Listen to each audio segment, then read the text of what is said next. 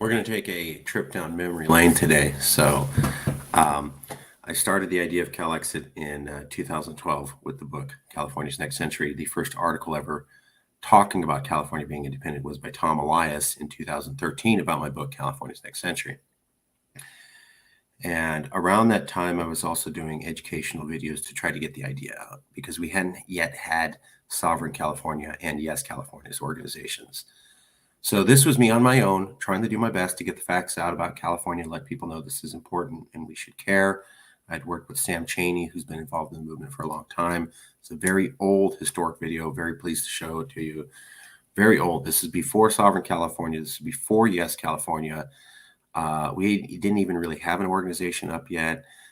Trump had not won. We hadn't even gotten 10,000 people on Facebook yet before Trump got elected. So early on, I had no idea where this is going to go on. But you can see some of the basic facts and the idea there. And I'll show it to you now. But first,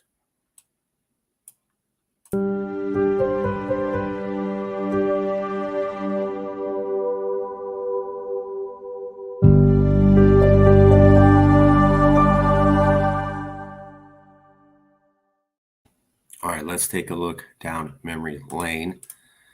I'm going to do a share screen.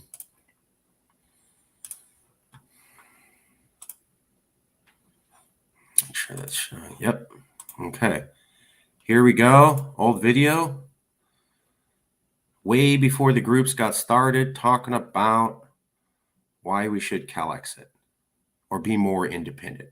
Top 10 list of reasons why, in general, discussing a more independent California is logical, rational, and essentially the only reasonable thing that Californians can do. Starting off with the number one reason why discussing a more independent California is a reasonable thing for Californians to do. Number one, California already has the ability to regulate certain policy areas at an equivalent level to the federal government, meaning that in certain things, such as the EPA or environmental regulation, California acts at a level equivalent to the federal government. The federal government can't overrule California's legislation. And essentially, California is the only state out of all 50 that has this ability. It is already quasi-independent from the federal government when we look at environmental regulation and a few others. We'll cover more on that soon. Reason number two, why it's rational to discuss a more independent California. Californians, including their elected leaders, have already refused to participate in certain federal programs. I want to repeat, elected leaders that you put into office have outright refused to follow the orders of the federal government. That's happened recently in the last couple of years. We're going to inform you on who those Californians are and why they did it. Reason number three, why it's rational to discuss a more independent California. California has already made multiple moves to participate less with the federal government. That's already happened on top of politicians already describing why they don't want to comply with certain federal regulations. But moving on to reason number four, national media organizations, not California media organizations, have conducted national surveys of Americans. In those surveys over the last couple of years, these national media organizations, not California media organizations, have outright said that their surveys of Americans said California should leave. I want to repeat that. National media organizations did surveys nationally, and the national opinion reported in these national media organizations was for California to outright secede from the union, aka non-Californians telling Californians to get out of America. But moving on to number five, many respectable Californians have already outright publicly said that California should be more independent. We'll tell you who coming up. Number six, the amount of Californians discussing an independent California has dramatically grown in just the last 4 years. When you look at the discussion online on the internet, California and California becoming more independent, if it's a bad idea or a good idea, and you look over a 15-year period, in the last 4 years, there is multiple more times discussions by California on California independence than the last 10 years prior. I want to repeat that.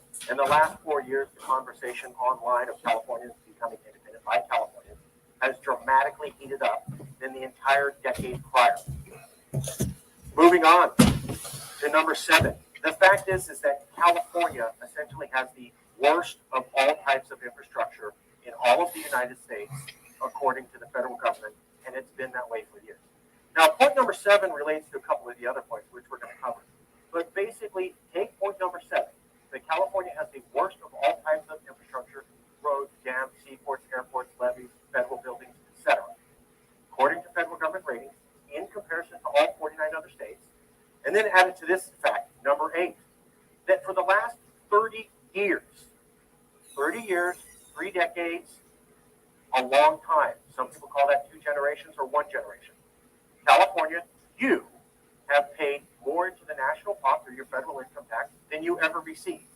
Typically, over the last 30 years, you've paid on average of $50 to $100 billion. The last couple of years, it's been $100 billion every single year that you've given to the federal government. It goes to 25 to 35 other states, and that you've received absolutely nothing for. This has gone on for 30 years. For just about as long as the federal government said that you've had the worst roads, dams, seaports, airports, and levees in the entire nation. Coincidence? I don't think so. Moving on to number 9. The fact is that California has pressing problems.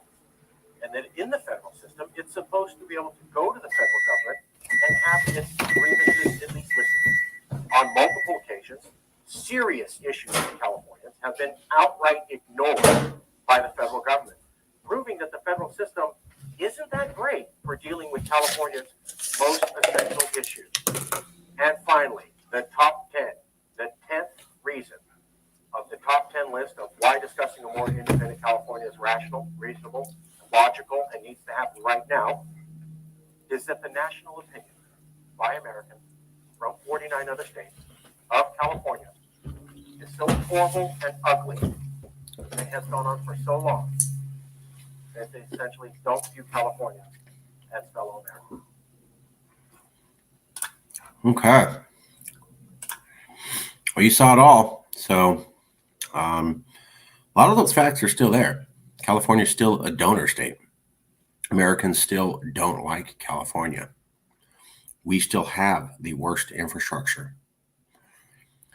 So almost nothing in that analysis has changed except that it's gotten worse.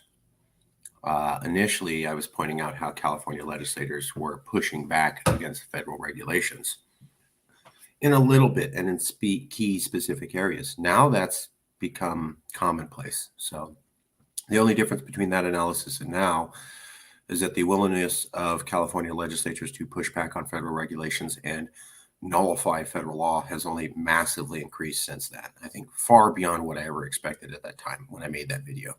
So, and the friendship between America and California hasn't improved, and the differences in California culture and American culture hasn't improved, and California's only pushed for more independent abilities from federal regulations. So the analysis still holds, and it's only getting worse.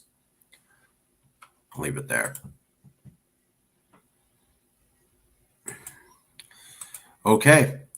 Thank you very much. Hope you enjoyed. We'll talk to you soon.